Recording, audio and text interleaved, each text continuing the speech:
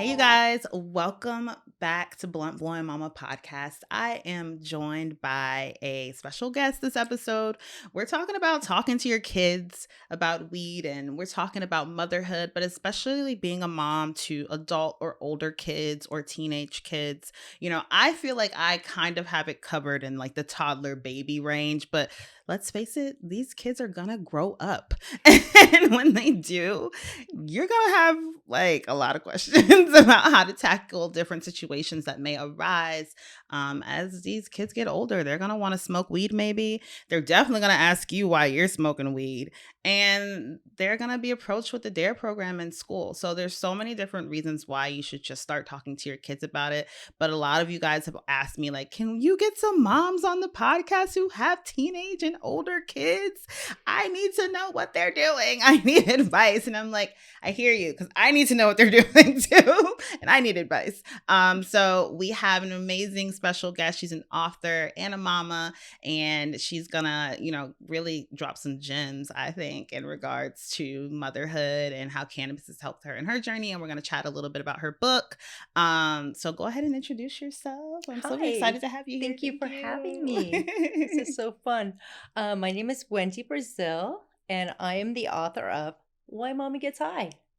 It's a book for mostly toddlers and school-age children. Just kind of explain, why mommy needs those little breaks. Mhm. And I have to say, I wish I would have had this book when my kids were little. Yeah. Because it really wasn't a roadmap, and I felt really alone. I mean, I did not know any other moms who smoked weed. I knew dudes that smoked weed, but I did not know a lot of other moms. And I learned pretty early on that weed worked really well for me. I had different points where I had a lot of anxiety and depression, and rather than taking SSRI or an antidepressant daily, it was so nice when I was having a rough time just to be able to take a hit or two or three or four once you get those kids in bed. But I was really always a weed smoker. I think I got high for the first time in 6th or 7th grade. Okay. About when most people do. My girlfriend and I took it from her brother. Oh, older brother? An older brother. And we had a joint, and we put it inside of a pen, like a pen. We screwed it open, and she brought it to school. She showed it to me, and we made a big plan. And then we made a backup plan of, like which friend we'd call if it was, PCP or something really dangerous. We'd watched all those after school specials. So there's a little bit of fear. And then we went out to the orchard and we blazed up, and we didn't feel a thing. I was about to say, you didn't get high, because rarely do you get high your first time. So you guys are probably this is a dud. We had no idea. We'll probably go. You probably weren't even inhaling. No, we had no idea what we were doing, because I smoked weed before I'd ever smoked a cigarette. Oh, yeah. So you're just like, just that whole process of like inhaling and exhaling, you're probably just, most people don't get it their first time. I always tell people, I'm like, your first time, you're not going to get high. Like, release that expectation. Like, if you do, you're one of the lucky ones, or you probably had an edible, or like you ingested it. But if you're smoking it, you're not going to get high your first time. But that second time. Oh, that second time we went with the pro, though. It was my friend Carrie. She was actually just out here. We're still friends. And oh my gosh. And what were you still in grade school at the time, or? We would have been in 7th grade, I think. Oh, okay. Yeah. You guys were still friends? We met in 2nd grade. I was a super shy little kid, and she was really outgoing, and she had flunked 1st grade and had to do it over. And I was hiding in the bathroom. And one day she was tall like me, and she walked in and she was like, "Wendy, I know you're in here." And then she climbed under the bathroom stall and she said, "Who are we hiding from?" I was like, "I just want to hang out in here." And she pulled me out and just made me be her friend. And we were friends from there on. Oh my gosh. And she was just out here with her youngest daughter, who's named after my mom, Caroline. Oh my goodness. And so we were doing the college tour. Love this. I don't have any friends from elementary school, like, at all, like, that I'm still friends with to this day. Did you live in the same town though? No. Yeah. Yeah. So That's the hard part. yeah, that when you move, I mean, then we it makes it lived, difficult. we went to the same high school, junior Oh, you high. guys So did the whole life yeah, experience I went together. wherever she went. That's amazing. So I love that. Okay. All right. Well, so let's talk a little bit about like why mommy gets high. I know why mommy gets high, but let's talk about your book. I want to like know like yeah, why did you decide to write this book? it was a pandemic. Mm-hmm. I was going through old journals and I found a list from, I think I was like 22 years old, of the things I wanted to do in life. And strangely, I had done almost all of them, other than sailing around the world. And there were, a couple other things. But for the most part, I'd done most of those. I wanted to be a mom. I wanted to be an artist. I wanted to travel. And I wanted to marry somebody that I loved because I was married to somebody I didn't love. And I looked at that list and I thought, you know what, it had on there, I'm gonna do this over. So I looked at the list and I realized there was also on there writing a book. And I thought, what do I know something about that I could write a book? I'm home all day, I'm going crazy, I want a project. And my girlfriend and I at the time, we had thought about years before, we had talked about Why Mommy Gets High as a funny title for a kid's book. But we always thought it would be more like the parents, like Go the Fuck to Sleep or that kind of book. And then I thought, you know what though? Why can't it be for children? Why can't it really be something that's educational? Because weed is legal now, and it isn't something that we should have to hide, and it isn't something that has to be made fun of. It can be a serious thing, and not that the book is serious, but this book is for children. And everybody I talked to said, don't make this book for children. It's ridiculous. Kids don't need to know about that. Wait, really? Yeah. That was the feedback you were getting? A lot of people felt like it was, just not a great idea. And I knew I was going to do self-publishing because I didn't want to have anybody else kind of going through and editing or telling me what to do with it. So the first thing I wanted to do was I just got high and I wrote it. I wrote it like in 20 minutes. I mean, sure, it's a little bit different, but it's really close to that first 20 minutes. I mean, it's a kid's book. What weed was that? I need that weed. Can we dial that one up? Where is it? Siphon it from the sky. You write when you're high. I mean, absolutely. I get so creative when I'm high. I love to paint. Yeah. I even like to exercise when I'm high. Really? Yeah. I can definitely see you painting high. I feel like most artists, like if you're saying you don't smoke weed and you're an artist, I'm looking at you side eye. Like, really? How did you come up with this? Like, how did you do this? You get high. Yeah. Well, I think that most people, I mean, you just look at modern art, those people are high. They're fucking high. They are stoned. Yeah. You're on something to have made that. So I love that. So you wrote it in 20 minutes. And then I just kind of kept on editing and getting closer. My friend, April, her son, Nathan, right before I sent it to print, I said, hey, Nathan, this kid's a rocket scientist too. And I said, take a look at my book. And he said, here's all the extra words, crossed them out and cleaned it up for me. And I was so pleased with what he did. And, I'm so glad that I had somebody else take a look at it because it was kind of my own little secret project. I really didn't even show it to my husband. Really? I wanted it to be my thing because I didn't want to hear any criticism or any. It was your baby, like not these critical, but I wanted it to be mine. And I got really lucky. I started looking for an illustrator. Okay. And I started just going through and looking at different children book illustrators on Instagram, and I didn't see anything I liked. It was like, I don't want these people to be hippopotamuses or raccoons. I want them to be people.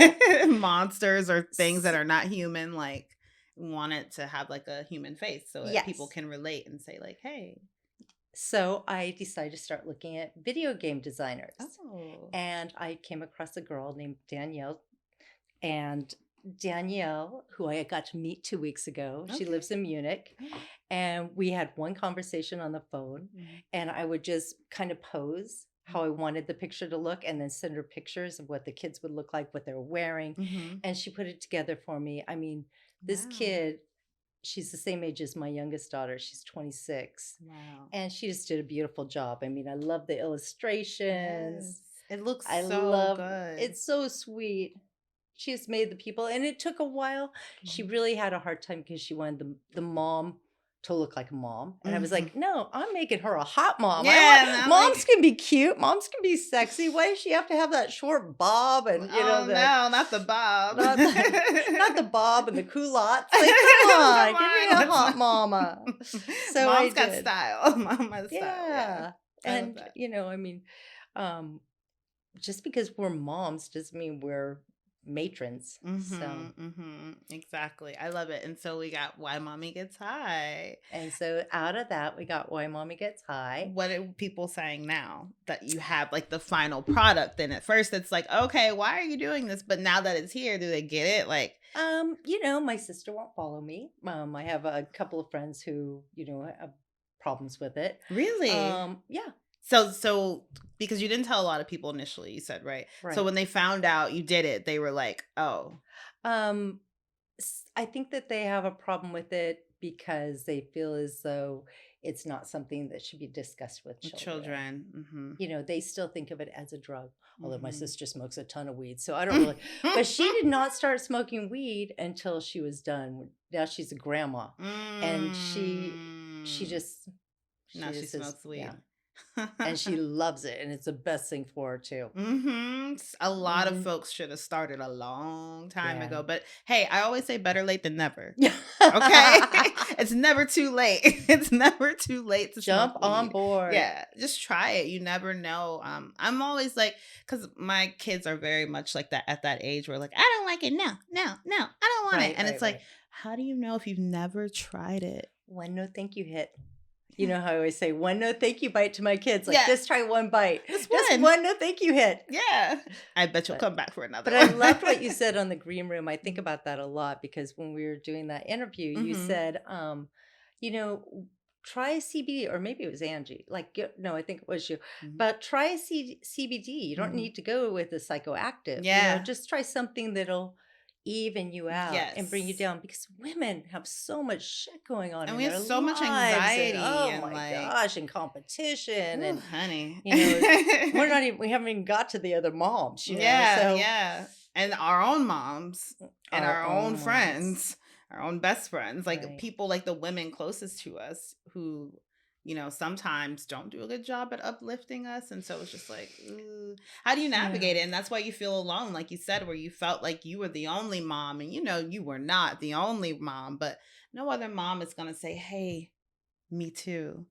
Because like she's probably doing her own thing. And I imagine that the stigma is so heavy that it's just like, if I out myself to like comfort and friend you, then am I putting my own job, my own, whatever I have at risk in my family, my kids, my spouse's job and career, like those different things, reputation, so people are always thinking about those things instead of just being like, this helps me with my anxiety, or I get migraines, and like weed helps me with that. I don't like specifically, but just saying plainly, like this is what it's for. I would rather take this and take a prescription medication. Right. Plain. People will be like, I don't like swallowing pills. Like the things will start to come in. And that you have to do every day. Yeah. And this you can kind of, take it when you need it. Yeah, exactly. I think it's interesting. I think you and I spoke about that before too, is that a lot of moms, will drink, while they're getting their kids to bed. And for me personally, when I drank, I just wanted them to go to sleep. I did not really I just wanted them to go to sleep. I was done. And yet with weed, I've always found that I've become a much more engaged and better listener. I slowed down enough to actually hear their long stories about their days and or to play those Legos, or to read that 5th book, and to watch that movie for the 30th time. That's one thing I do not miss about being a mom to young kids. The movies. Why can't they be smarter? Why can't they be smarter and better? Some of the movies now are pretty good. I will say Moana, Coco, And what's the other one? Encanto that came out recently, and then what was the one about the little boy who people said was gay? Luca. Oh, Luca, I did That was really see. good. I like And I that. was like, you know what? I actually like some of these movies. You want to Yeah. watch Luca? Like, my kids will be like, you want to do that? I'm like, yeah, let's watch Luca. Let's watch It's Coco. got a sweet message. Yeah, it's so sweet. And like, you just don't, I think the representation, and this is totally off topic, but the representation in children's films and shows now is so much different. And like, and the storylines are not as basic, and the female characters, or like the girl characters, they're not looking for love. They're not like questing for like, oh, I need to find a prince. So that's, Right. like the story is not like that anymore for these little girls who are watching it. And I love that, which is why I love Moana, because she's not like chasing. I don't even know this one. This is a good one. It's really good. She's not like chasing a guy. She's chasing, like, she's trying to save like her community and where she's from, and like she's like a hero. And so I was like, oh, an adventurer, like a young girl. And so I love that. And the narrative is changing a lot. And so it's really encouraging, but also still like, I don't want to watch it 30 times. Okay, so your kids, obviously they know you smoke weed. When did you first bring it up to them, or when did they first notice? I think my kids are completely either they're blocking, or else they just really weren't paying attention to me, which is probably the case. Probably. But I caught my daughter, she was a sophomore in high school. She started at Pali High, and she was not having an easy time making friends. And one day she asked me to get her something out of her closet, and I noticed a backpack. And so it unzipped the backpack. Because mom is going to go inside. And of course. It's my right. It's my house. I get to go. Yes. Exactly. I always say to him, I get to know where you are. If I'm paying for your cell phone, I get to know where you are, which I'm still paying for a couple of their cell phones. No names will be mentioned. But the backpack had not only a handle of vodka, but a big bag of weed. Wait a minute. Was she throwing a party? Was something about the house? Oh, yeah. Oh, she was probably planning a party. Planning Project E. Eden was planning Project E, which that's a whole nother story, but we definitely had like 3 helicopters over our house later on that month. But what? I told her she could have a small party, and it was not small. But we survived it, and she became very popular. All of a sudden, she had lots of friends. That was part of the plan. Yeah, it actually wasn't a bad plan. I at the time I was scared shitless, but I was in the house. I told her she could have people. I looked downstairs. I'm like, wow, there's like 2 or 3, probably 20 kids. And then it gets a little louder. I look down there, and you can't even see the ground. There's so many people in our backyard. My gosh. And that's like kind of like thinking of like when my kids are teenagers and thinking about like, if they wanted to throw a party, what would I say? And I feel like I would say, yeah. Like, so I would just stay. I would watch. But then I'm thinking, like, in my house. Oh, I called the cops on myself. I was like, hello, I am the neighbor. There was a very loud party next door. Like, we gotta shut this shit down. We get out of here. Like, and then the police came, and luckily my nephew was right there, and he was like, no, you can't go in. Because I was like, sure, come on in. But he was like, Aunt Wendy, if they would have seen, because I did have my 2 big nephews, who one of them's John Cena's stunt double. So so he's a big guy. Huge guy, and his friends who were there at the party. And when they came in panicked, like, it's too big. That's what I called the cops. But they said, no, I'm sorry, you can't come in here. And then they were like, Aunt Wendy, if you would let them in, they would have found any but alcohol there, it could have been like, This was a long time ago, so I think I'm safe now. But I was worried for months afterwards that something bad was gonna happen. That somebody would like show up and say like, hey, you did XYZ. I mean, all we got were a bunch of kids who came the next day and couldn't find their cell phones. So as to be expected. A lot of things probably got lost, and they're just like, can you have where blah blah. So what was like the conversation like when you found the weed and the alcohol, and you said a sophomore at the time? Well, what did you say? Did you put it back? Like, no. I tore downstairs, and I was like, what the hell? She said the standard, which I would have said too, it's not mine, it's a friend of mine. I'm just holding it. But she said, Mom, have you ever smoked pot? And I said, well, yes, I have. I'm so surprised you didn't know No, that. I've been doing it for years, honey.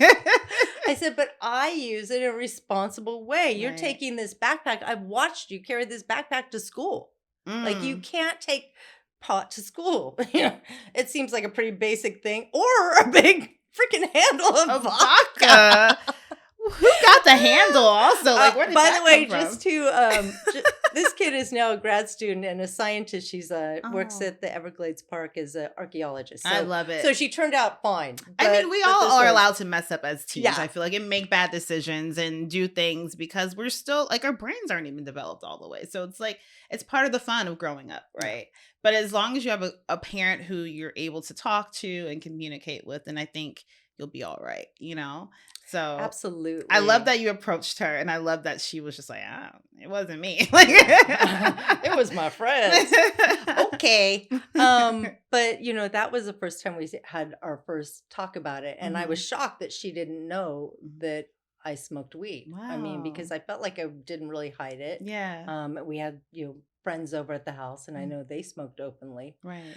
But I just think they were oblivious. They're kids. Wow. They just don't really notice as much as we think they do. And they're so uninterested in our lives. Oh, yeah, because we're so boring. We are so boring. Yeah, we're not cool. We're old. Yeah. We're boring. And we don't know anything. So that's at least that's what they think. Of course, we know nothing. We know nothing. But that was our first conversation about weed. Wow. And I told her, I said, you're still growing. I don't want you to smoke anything while your body is still growing and you're developing, your brain's developing, and you need to be working on school right now. And then it didn't really come up for a couple of years. She went to University of Oregon and I went to visit her, and we walked into her friend's house and it said, I'm sorry I'm high, or something like, I'm sorry I'm stoned. It was like huge on the back of the couch. And she's like, my mom likes that because she smokes weed. And I think that was like one of the first times we ever got high together. Really? How was it? She was probably 19. She took a really big bong rip, so I knew it wasn't her. It's like, oh shit. So I knew that she knew what she was doing. Oh, but man. She, like me, pot works really well for her. For anxiety, for just being able to sometimes breathe. Like sometimes I not so much anymore because, I don't have the same pressures. I don't have to get 4 kids to 3 different schools. I don't have the same shit that I had to do when they were younger. But she's still, she's in the battleground. She's finishing up grad school, and grad school's hard. It's a lot of stress there. Like, I always tell people, they're like, because I have my master's degree as well, and they're like, well, it's being a mom or like pregnancy.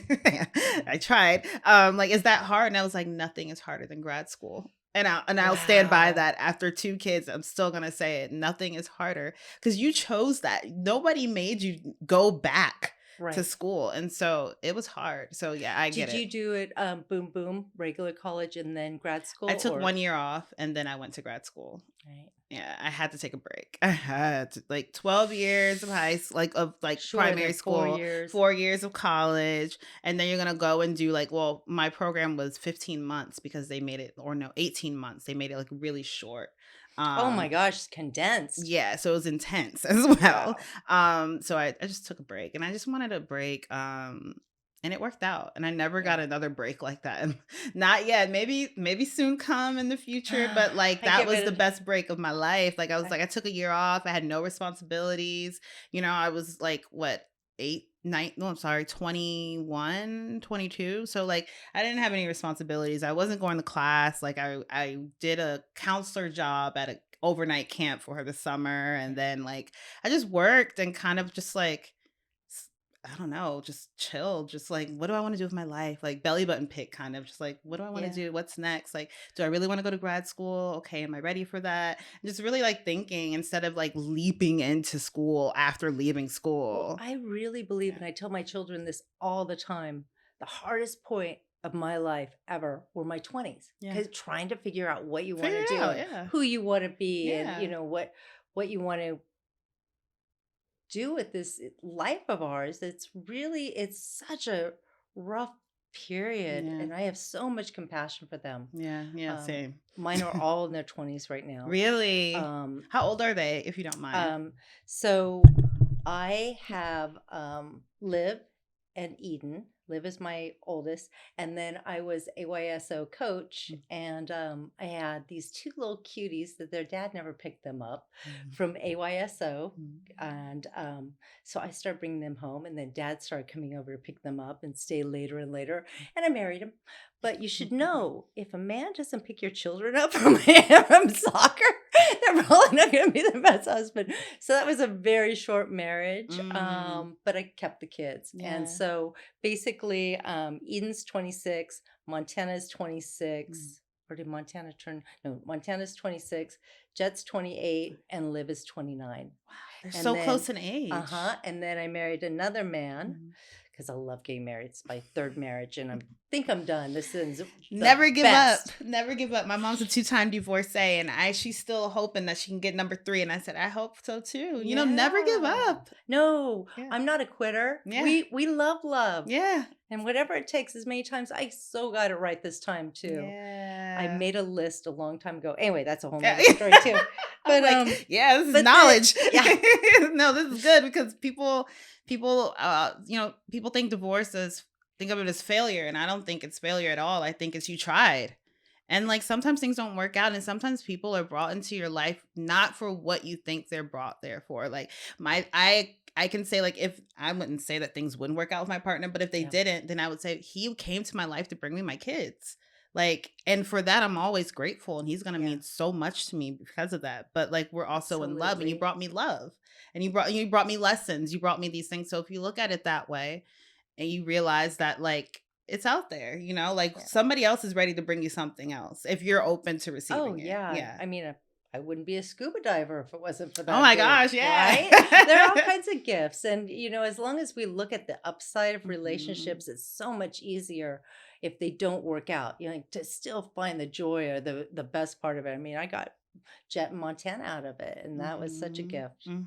And so, yeah, and then I married Chad, who has 2 children too. Okay. And they are right in there too. Hannah is 26, and Spike is 31, I think. Okay, so they're all around the same age. Whoa, that's a lot. Well, we only have 2 here in LA. So Hannah's here in LA, and Liv is here in LA. Okay. So you don't have that many folks coming in and out. No, I mean, a lot of phone calls, but not a lot of FaceTime. Yeah. But I got to hang out with Hannah yesterday. That was fun. She brought me some good weed, so that was really fun. I'm loving this. I'm loving. What is it like? As I ask you this, I'm gonna light up. I know. But, what is it like smoking weed with your kids? Like, please tell me. It's nice, deep conversations, just like your girlfriend. Yeah. The first couple of times. Is it weird though? For like the first couple of times, was it weird? I mean, wasn't really with Eden, because she's so much like me. She's just a pretty happy-go-lucky kid. My oldest has never been a weed smoker. We've never smoked weed together. Maybe she is a weed smoker, and I don't know. You just don't know it. Yeah. But it's actually really nice. It's just like when they were little, like you have these conversations that are just at a deeper level. Yeah. It's a really nice thing. I don't know.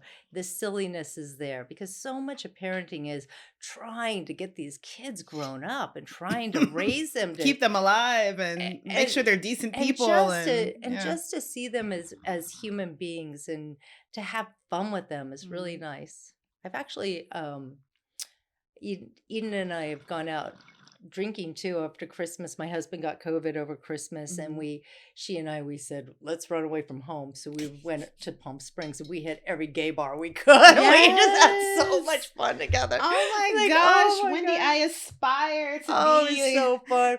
Have this relationship with my kids. Like, it's gotta be just like, I don't know, like, it's like there are no trophies in parenthood, right? But if any true thing was a sign of a trophy, would be having a good relationship with them when they grow up and they choose to come back to you. They choose to talk to you. They choose to hang out with you, because they don't have to once they become adults and, you know, can financially care for themselves. They don't have to ever reach back out again. But the fact that your kids do, that says a lot. You know, I always say my children are some of my favorite people.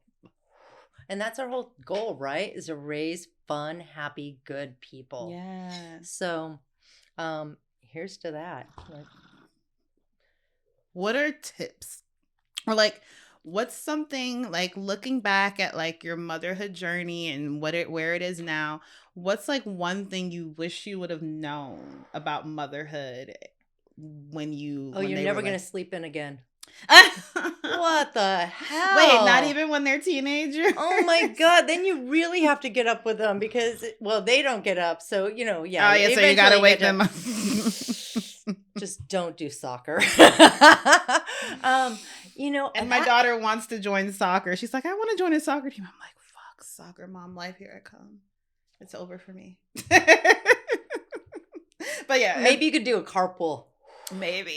I don't know. But yeah, what advice would you give aside from don't do soccer? Yeah, no, actually, soccer was fine and fun. I mean, I didn't have an athletic kid among us other than maybe Jet, who played football, but none of my kids, they were all like, butterfly, is that a caterpillar? Like, get the ball. I'm the coach. Like, come on, guys, like, catch the ball. We did have an undefeated season, though, so I do have that. That's amazing. I'm very proud of that. You know, the thing that I don't think there's anything that anybody can tell you, you know, because you babysit, you're around other babies, and somehow you have this thing in your head that yours are going to be different. Yeah. Yours are going to be, you know, like wonderful little My kid beings. will never do that. Yeah. And then you see them sticking the toilet paper in the toilet and sucking it off, and you're like, what are you doing? I'm making pee-pee lollipops. You know, like, it's all so Wait a minute. Oh my gosh. It's just, you know, it's really hard. And I was a single mom. Let's see.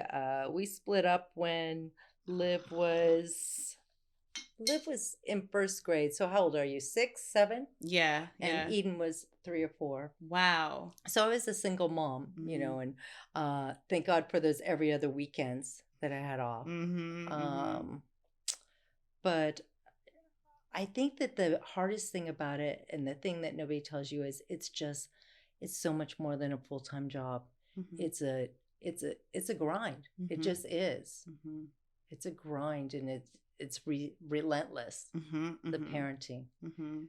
And almost in a way, I feel like the older my kids get, the more I feel like I'm parenting myself in a way too. So many things come up with them, and then I'll think, and I'll be like, wait, why did I think that? Or why did I just say that? Or what's up with that? And then it's just like, you go back and you think about your childhood, and it's just like, oh, because my mom told me this, or because that teacher told me this, or something. And so now I feel, but that's not real, you know? And well, did you grow up in kind of a house where it was, because I said so, and I'll give you something to cry about, and all those what happens in this house stays in this house, but in a very threatening way, right? And like a lot of threats, like it was very much so like, stay in a child's place. Like as a child is seen and not heard, right? Sure. And so then that kind of silences, you know, a lot of people. And then I look at a lot of adults, and I'm like, maybe that's why they have a problem, you know, making a decision or articulating communicating with each other. And I'm like, oh my gosh, you were told to shut up your whole life, and now I want you to talk, and you have no idea what to say. Especially women, and it always happens to us. Yeah. So you're right. You do kind of reparent yourself. You know, you're looking at what do I wish would have happened in this situation. One of the most beautiful things I think that's kind of come out of this book is meeting a lot of moms who are into this gentle parenting, which is such a cool movement. I mean, I'd never really, I hope, you know, I don't know if my children would agree with me, but I hope to be that kind of parent. I know that I definitely broke the cycle of abuse. You know, I grew up in a very violent home, and my kids did not. You know, sure, there was a little bit of the grab on the shoulder. Do you know that one? That's a good one. Trying maybe to get a little them out tap the door. On the hand. Definitely some yelling. Get the fuck in the car! I don't know if I said, but you know, there was a lot of cajoling, and it was still. I still didn't do it perfect, but I know that I broke the cycle of violence in my home, and that means a lot to me. And you know, that is something that this whole. I see so many Canna moms who are really working to have these children parent conversations at very young ages, rather than them throwing themselves on the ground and you counting 1, 2, 3, like, which doesn't work, by the way. It really doesn't work. 78, 89, you know. Yeah. But the parents who are doing it now are doing it in such a cool way of just trying to figure out, like, what is really going on, and why do you want that toy so bad that you're throwing yourself on the ground, and what's going on here, you know, crying because I really wanted it, but why? Because my friend has it at school and I want it too. Well, have you ever asked your friend if they'll share? You know, I mean, just some of this dialogue and the, like, really having conversations with their children. And I feel like that's part of what the book is having another conversation, a constructive conversation about cannabis. Yeah. And about wellness.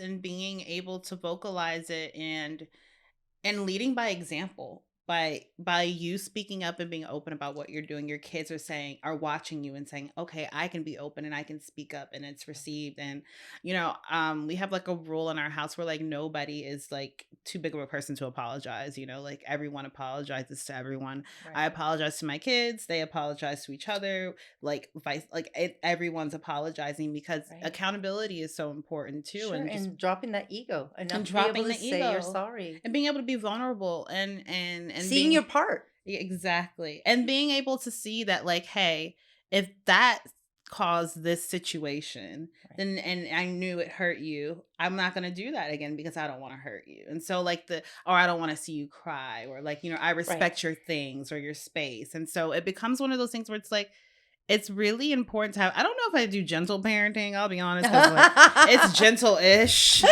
all working. It's a work in progress. It's gentle-ish. And there's some things I got to remix and make it fit for me. But I think that's like parenting overall. It's like find that groove. I promise you're having more conversations with your children than your parents had with you. Oh, absolutely. Yeah. And more than like my grandmother had with my mom. My mom told me that my mom told me that her mom didn't even speak to her about like having a period or having sex or anything. So she said when she got her period, she was terrified because nobody ever talked to her about it. And so she had older sisters who like, oh, well, you know, we'll walk you through this. We'll talk to you about this. But like, she never had that. And so imagine now you're a mother and you have daughters, and now you have to navigate something that you were never even instructed or modeled, or you never saw that at home. Sure.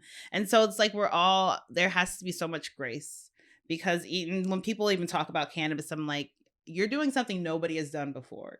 Like very few people have been open with their kids about what it is that they're doing and like explaining this plant to them as a plant. And basically we're making the next generation advocates, you know, because we're giving them the information. They're seeing it themselves and how it's helping their parents. That's the best way to get someone to understand cannabis, is show somebody that they love taking it and what it does for them. And when they see that, that's all the proof they need, you know? So like showing that and normalizing it in that way, it's so important. And getting shit done.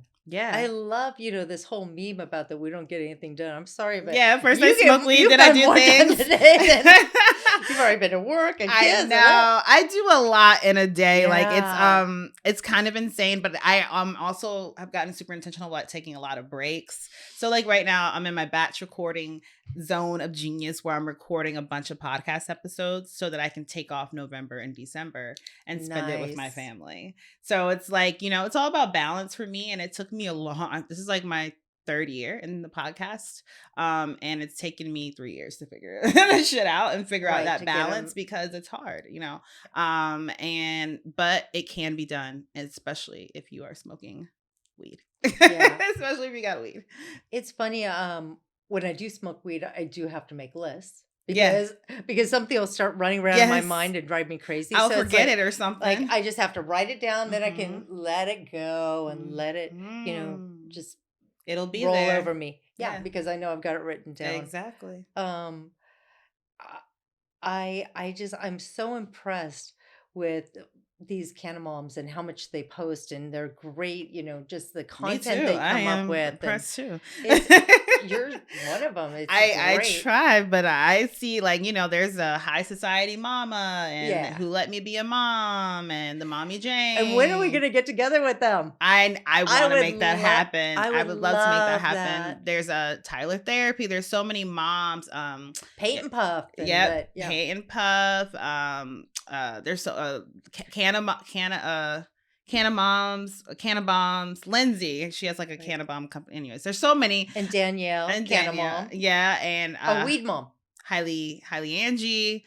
Highly Yeah, there's Angie. so Oh, many. I There's so love many. her. I can literally, we could go on, and it's great. How about her designs? They're amazing. They are She's amazing. She's so talented. cool. Yeah, and she gets high and she crafts. And that's what it all comes back to. We get high. That's a perfect example of Yes. somebody who just she is the busiest chick I know. Yeah, and works at a dispensary, raises kids, makes all these fashion. Yes, yeah. It's an advocate. Yeah. It's an advocate. Like, we're all doing so much, but the best part about this plant is that as women and as moms, it allows us that moment to just say, okay, I know I have this and I have that and I have this, but I need this 10 minutes, this 30 minutes with my joint, with my bong, and I'm going to sit here and I'm going to listen to music. Look, I'm taking a deep breath. Yeah, I'm going to light my candles. I'm like, yes.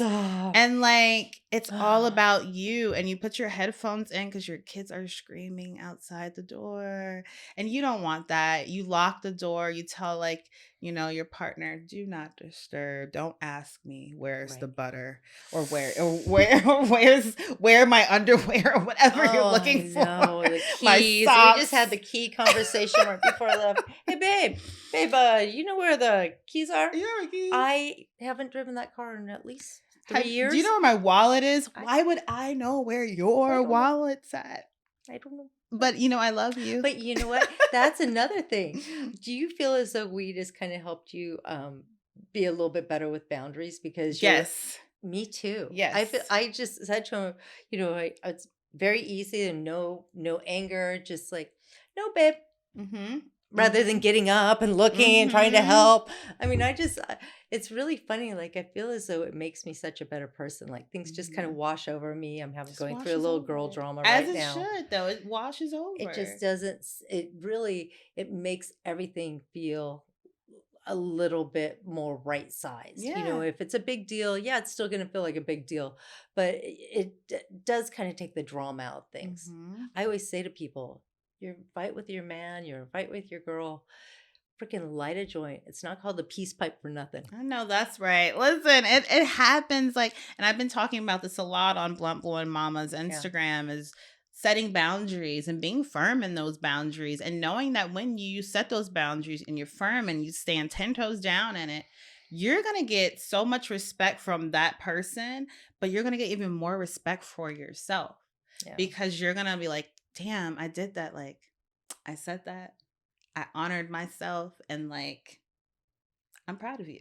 And then you do it again, and you do it again, and because you realize, and reinforces. yeah, it And reinforces pretty soon it. it just becomes natural. Natural. And I had to really try to do that. Somebody's calling me. So rude. But yeah, you have to make it a practice, and cannabis does help me with that so much, because it's all in the delivery, honestly, and it's all in your, I want to say, like, it's in the way you receive, the way they receive it, because they may not, there may be resistance. Right. They may not understand this, especially if it's your kids and you're trying to set boundaries with them. They're just like, kids are so used to having all of you, like, open access. And I have to tell my kids, if the door is shut, please knock. Yeah. Very simple. Don't barge into my room, like, doors closed means like my private time. And it's such a good life lesson. Like, this is something they need to know forever. Forever. Whether it's their sibling or a friend, and or they do it a friend's too. parents, which we had that happen as kids when my kids were little. And they do it too. Like, when they shut the door, that means they want privacy. And I respect that. I knock. Yeah. If I ask that, why would I not give it? Like, yeah, exactly. It's the same way what you were saying about, the I'm sorry's. Mm-hmm. Can't just expect them to do it. Yeah. And not model that behavior. You are gentle parenting. In a way, but sometimes I feel like I still get a little tough when I need to get tough. And it's like, you know what? Sometimes different kids need different things. Yeah, I mean, I always say, you have one kid and you're like, oh, this is what the other one's going to be. Just like this kid. My daughter, my daughter, Liv, could not be more different than Eden. Completely different people. Things, Eden, for one thing, like, Eden, don't touch that. Okay, mommy. Just easy. Mm-hmm. Liv, from the second she go, this! And never even mean, just like, why don't you want me to touch this thing? They're just different kids. So some kids need a little more reining in. No doubt. That's true. And that's so real. Like, because I had one and I was like, oh, this is great. I got this. This parenting thing is so easy. Yeah. And then, like, my son comes along, and in so many ways he's easier, but in so many ways he can be tougher. And for both of them, they have, and it's just like they require different sides and parts of me that I didn't even realize I had. I was like, oh, isn't that the truth? Like, my daughter requires, like, my soft side, like, very soft. She's a Pisces, very emotional, cries a lot. Yeah. She's a crier. Okay. Like, and I am, like, very certain she has a future as an actor, because I've never seen anybody make more natural tears when they're false. Wow. Like, she can call a tear so quickly, and she still can't to this day. She feels it. She feels it, deeply believes it. Yes. She believes. She believes whatever's happening is like the world, and then we'll stop just as quickly, which is kind of scary, but also talent. Is it redirect? How do she usually pull herself out? She'll just like, if I say, like, hey, it's okay, like, this isn't, as big of a deal as you think it is actually, and this will happen and you're okay, and she'll go, oh, really? And just, like, stop, just like that. Also, so she also takes direction well. Yeah, she really might have an actress. She's gonna be an actress because, like, she can call it up, and then she can summon it back in and pull it together. And then my son, on the other hand, for, like, his first year of life, hardly ever cried. The oddest thing. And even to this day, when he cries, well, now he's 3, so three-nager, so he's crying all the time, and, like, right. Is he seeing what sister's doing, or is this his own? I think it's preschool and seeing other kids there. Right. But also, he's just very different. Like, it was odd when he was a baby and he didn't cry that much. I was like, because my daughter cried. Like, she didn't cry a lot, but she cried, and he was just kind of like, you could see in his face, like, the stubbornness and like the control and just like the reserve that he has. And it's very like. Is he like his dad? Kind of, but not really. He's his own person. He's been here before. When's his birthday? He's born in January. He's a Capricorn. So like very big Capricorn. Like Jesus. Energy. Yeah, he's something else. He's definitely, and he's my canna baby. So I consumed cannabis when I was pregnant with him, and I definitely. And you said it was the best pregnancy ever. It was the best pregnancy ever, and he is so smart. He is like, it's like scary. Like he holds conversation like a 7-year-old and he's 3. Like you can talk to him about things and he will like respond back and like be on topic and well for as long as his little 3-year-old. No, but I get what you mean. Like he can actually, he gets it, and I'm just like ideas and thoughts, and all those important things. He remembers things, and he'll just be like, "Oh yeah, I remember that," and he'll like, and I'm just like, "How far back do you remember?" Does he ever tell you? He doesn't tell me, and I don't. I just saw in the news there was a little boy who claims that he was like this 80-year-old woman or something. It was just, and I like smart news because it's the stupidest news ever. Smart news, and it's really so bad. Like if I want to know what the Kardashians are doing. Anyway, again, another day. The Kardashians. That's a whole my nother rant. day. We call them the Kardashians. But... Kardashians. I love that. That's a new one. I haven't heard that one. Oh man. I mean, that's a whole nother topic for a whole other day. But yes, and that is one thing. What is your parenting advice to other parents? Don't let your kids watch that bullshit because all of a sudden you start getting more of this. Like keep your kids off the TV as much as possible, and like you're doing, movies and just different things. I'm so glad, that's something that my kids always say, they're the last generation without iPhones, because they all grew up with a flip phone when my kids have freaking. My daughter has an iPad and my son has an Amazon Fire, and like it's intuitive for them. If you give a baby a smartphone or an iPhone, they know swipe. They just know like something, and then they watch us as well, so they pick up on it really quickly. And it's just like, how does that baby know how to operate a phone? And it's just that's part of their DNA. Like it's part of life now. It's normal. It's such a whole nother. It's a whole nother thing that I don't even know about. Like having to regulate it and it's tough. my daughter said that my daughter's trans, but so when she was a teenage boy, their thing that they wanted to do was look at porn. That seems, of course they do. I mean, I wanted to find a Playboy. My girlfriends and I would go through those Playboys, but that's all we could find was a Playboy. Maybe once in a while, her brother would have a Hustler, same one that had the weed, of course. This brother. Oh, Ronnie's the cutest. I was in love with him my whole life. But the thing is that Liv said that they wouldn't just want to look at porn. They'd want to see the weirdest, grossest things with porn.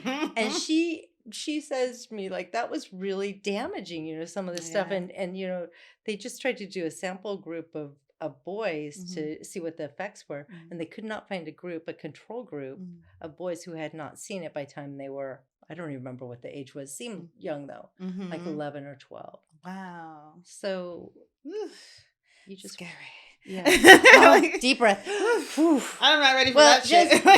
just no internet, right? I guess. I know, but it's so hard because like when they were doing during the pandemic, when they had Zoom school, everything was on the iPad or on their computer. And so it's like, it's become integrated into education where at some point they have to have an app or something to access things. Do they have locks? I mean, is there an easy Yes, there are lots of like, oh my gosh, my son's Amazon Fire, which is for kids.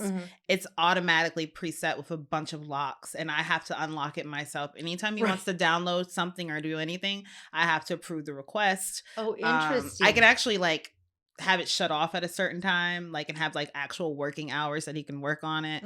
Like not working hours, but hours that he can use it. And and then that's it. So you can put as many parameters on it as you like. He can't browse the web on it at all. It's pretty locked down. It's pretty locked down. Yeah, and then my daughter's iPad. Like, I wish I would have those now in retrospect.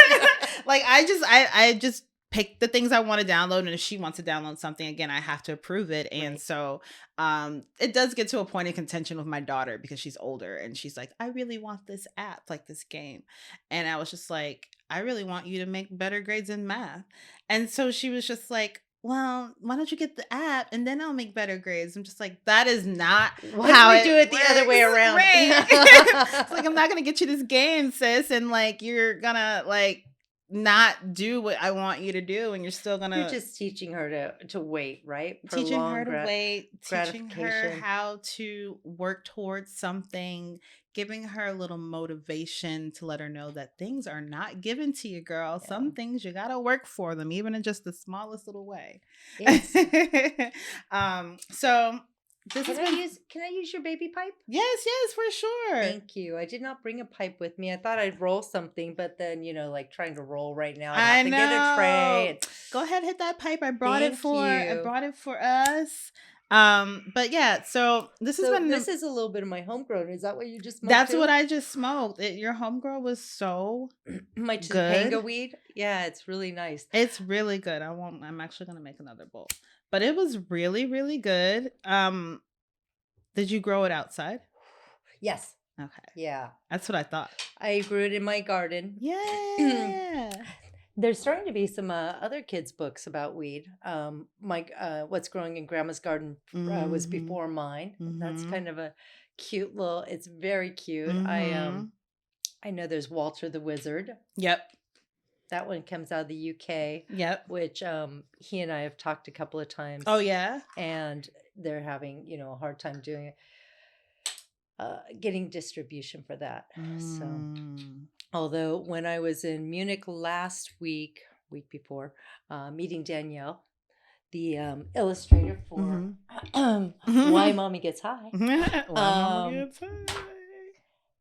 she took me to the local bookstore, and on their online book website was Why Mommy Gets High in Munich. So that was very cool. That's cool. I don't know if I've sold one to Germany. I know I've sold a couple to Spain because you get the little printout with Amazon. By the way, anybody who wants to write a book, just going ahead and uploading it on Amazon is so freaking cool that anybody can do it. I mean, I know there's gazillions of books out there, but I always encourage, people say, well, I don't really like that you use Why Mommy Gets High. Like, high's a bad thing. I go, really? Why is it a bad thing? Higher thinking, higher learning, higher aspirations. I don't think it's a bad thing. But I always say to them, write your own book. Please, we need more books. We need more books. We do. Write your own book. Maybe you write it for older kids or for boys. Yep. Or for, just other books are good. It could be families with a same-sex family. It could be, same-sex family. Same-sex parents. Same-sex family. It could be all boys. They could be all boys. It could be all girls. It could be all boy family, but yeah, there's room for everyone and everything. This has been such an amazing conversation, Wendy. Thank you so much for taking the time to join me. Let the people know how they can reach you and what's next for you. We got a swell coming in, so I'll be surfing. Okay. Probably tomorrow morning. What is next for me? Well, I'm a one and doneer. I'm have no interest in writing more books. I've had lots of, different people have great ideas for other books. But you know what? Those are all for you kids to write. And I think I'm just going to be happy and see what happens and just enjoy life. I'm on the good side. Yeah, I love that. I love this. I love everything you're doing. If people want to reach you, how can they reach you? How can they get the book? That's right. Sorry, I'm a little high. I know. She done smoked this weed and she's chilling. Why Mommy Gets High Instagram is probably the easiest way to reach me. And there's a Facebook too. That's about it. Yeah. All right, you guys. Well, let me grab it. Oh my God. We'll both do it. Why Mommy Gets High. Please get a copy. Amazon, Barnes and Noble, all those good places. Thank you so much, Wendy, for joining. I am so Thank you. That went so fast. Do you think so? Oh, let me do a little. Oh yeah. I am kind of high as well. Fuck, how am I gonna keep my life going. Thank you so much for joining us. This has been Thank you amazing. for having me. It was This was nice a to great get together conversation. again. Yeah, we were smoking, you guys. So like we're kind of high, but like we're here. Happily high. Yes, happily high. Follow Wendy on Instagram at Why Mommy Gets High. Follow Blunt Blowin Mama on Instagram at Blunt Blowin Mama. Go to bluntblowinmama.com to read more of the show notes for this episode. You can also access workshops like the breastfeeding and cannabis workshop, sex and cannabis workshop, how to talk to kids and teens about cannabis workshop. I have all those different types of workshops available, pregnancy and cannabis, for you. If you have more questions or require more resources into those topics, I got you, boo. And yeah, if anything, slide into my DMs, but maybe just send me an email. Thank you guys so much for joining us. Thank you for joining me, Wendy.